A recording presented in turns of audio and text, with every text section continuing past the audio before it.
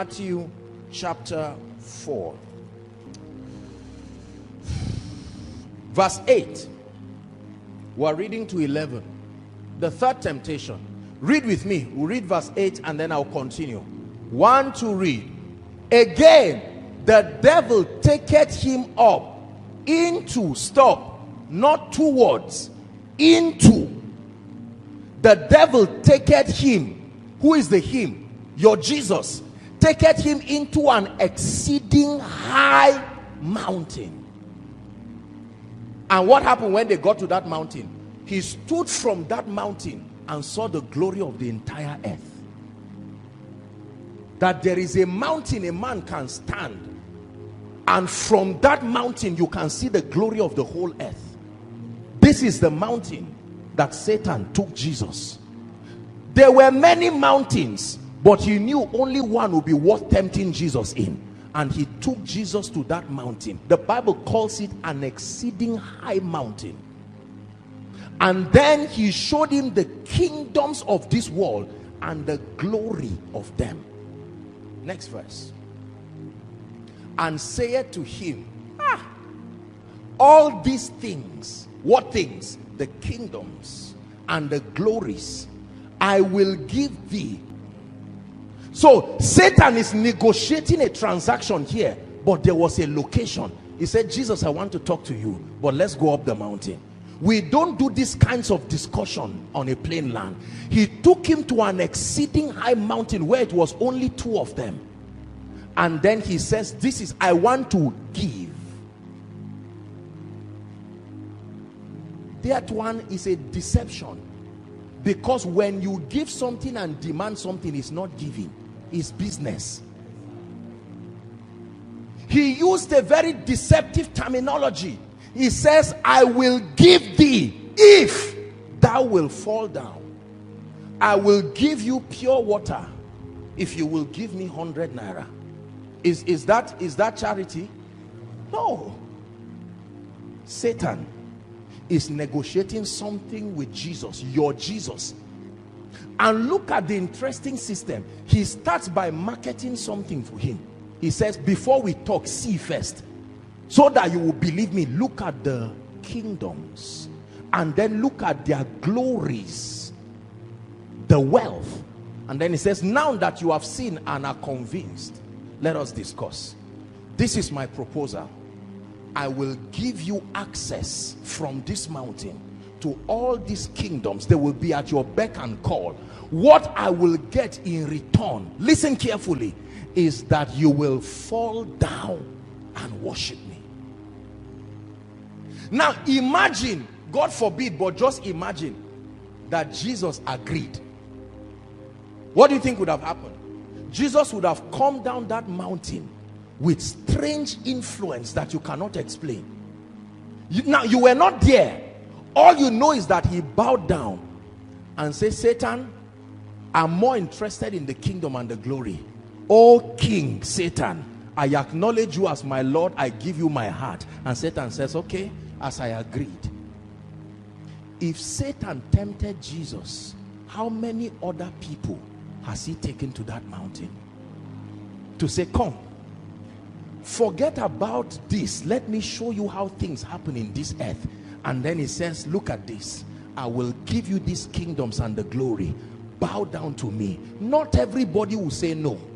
Some people will say yes, and will say, this is the deal. Here you have, go down. Immediately they go down. In 2 months, their albums are all over the world, regardless of what they sing. And you say, my God, this guy is so skilled. No, something happened up the mountain. I pray that God will open your eyes to understand what I'm teaching you tonight. There are certain dimensions of the supplies of God that cannot happen by doing business with men.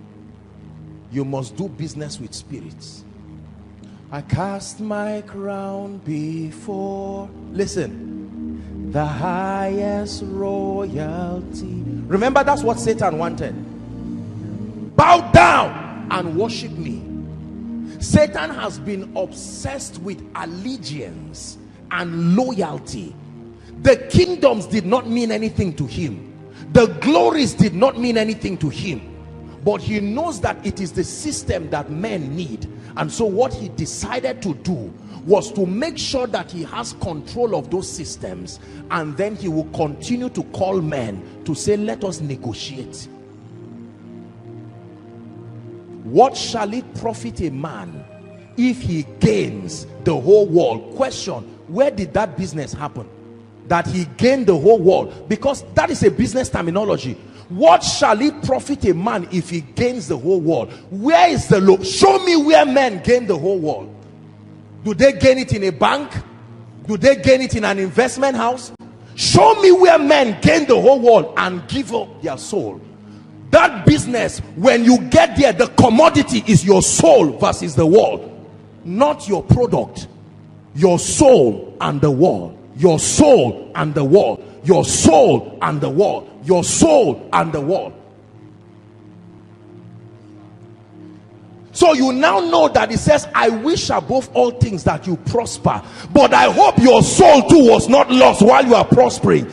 I hope that the way you prospered was God's own way. I know how you are prospered. When your soul does not prosper, it was exchanged for your wealth. Sit down, sit down, sit down.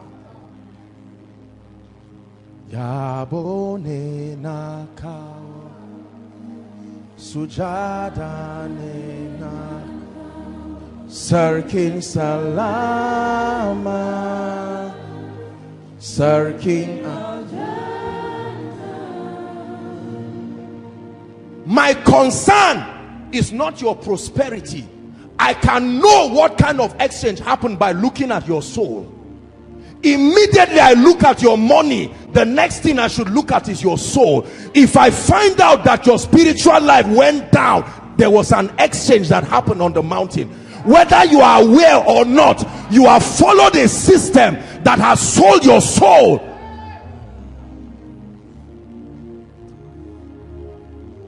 There are many, sit down please. There are many men of God. There are many businessmen. There are many captains of industry that received the world and sold their soul. This temptation Satan gave Jesus was not the last time he would give it. He has been giving it till today.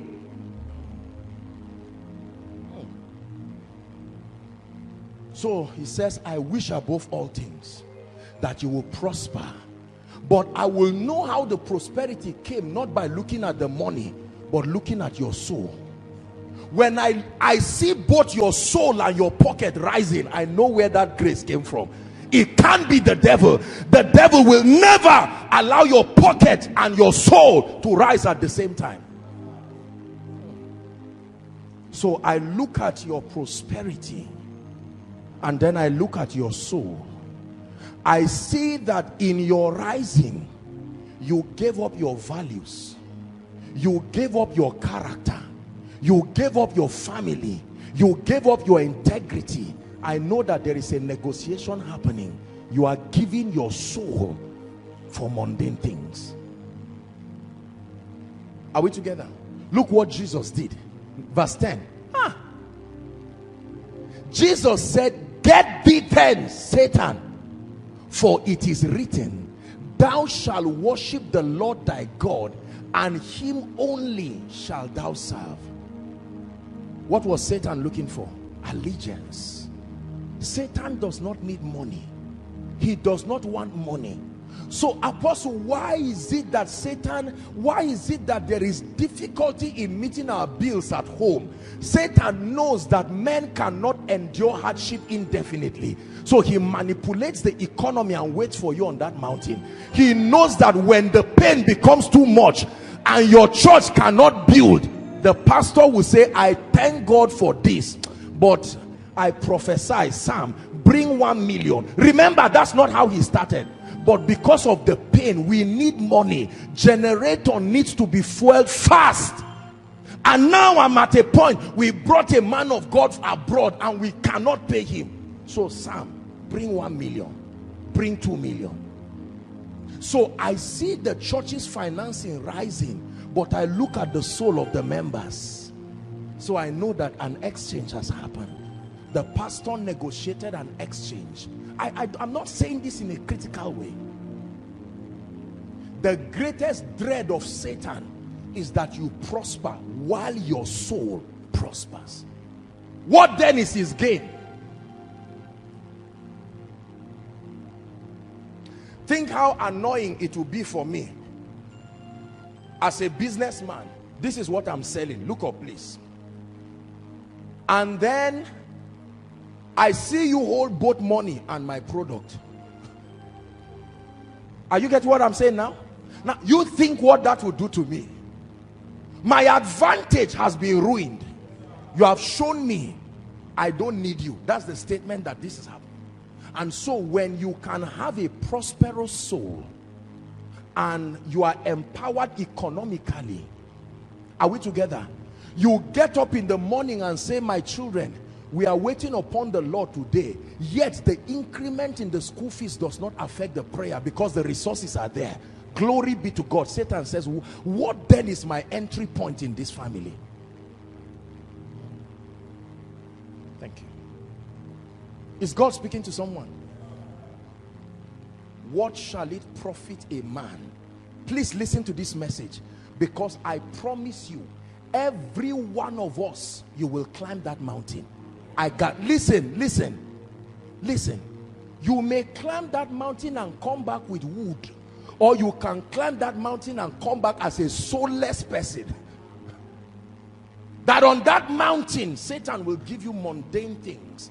And after 30 years of wealth and affluence and increase, you will find out that you are on your way to hell. This message is a deliverance to the body of Christ.